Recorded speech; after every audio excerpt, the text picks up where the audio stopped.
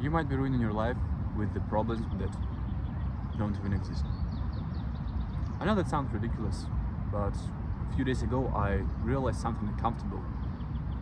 Most of the things that caused me pain never actually happened. They happened only in my mind.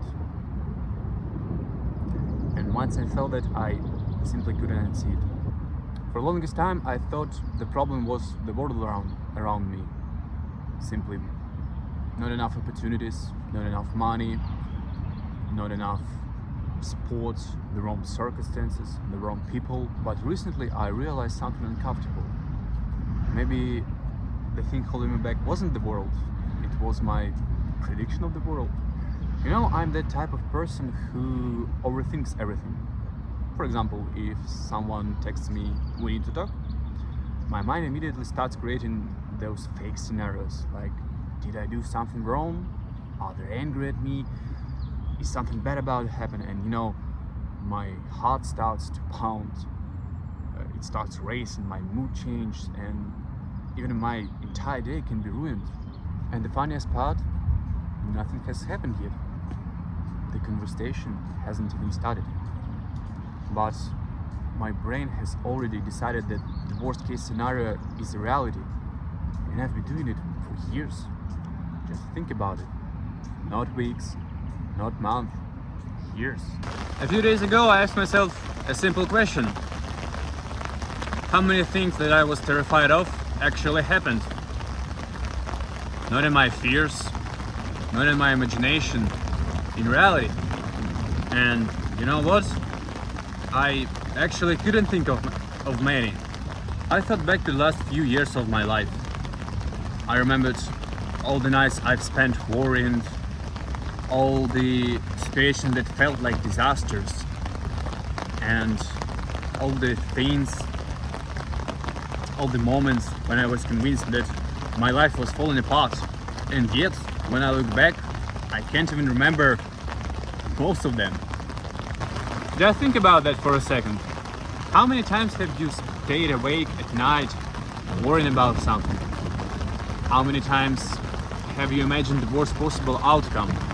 How many times have you spent weeks, maybe even months, stressing over a situation, and then 6 months later, you barely even remember it? The thing that felt like a disaster and end of the world became just a footnote, or disappeared completely. That was when I realized something. Most of my sufferings actually has never happened. It only happened in my mind. The craziest example is this YouTube video. Before I uploaded my first video, I uploaded, everything. People laughing at me, friends judging me, family telling me that I'm wasting my time, all that feeling of failure, embarrassment, disappointment. I experienced it all, but it was in my mind. And then I just simply uploaded the video. And do you know what happened? Nothing. The world kept spinning. Nobody pointed at me. Nobody laughed at me. Nobody cared as much as I thought they would.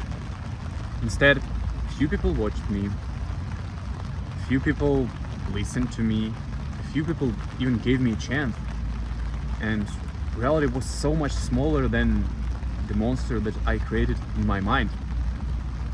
And that's when another thought hit me.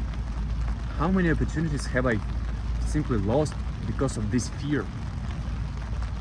How many ideas did I abandon?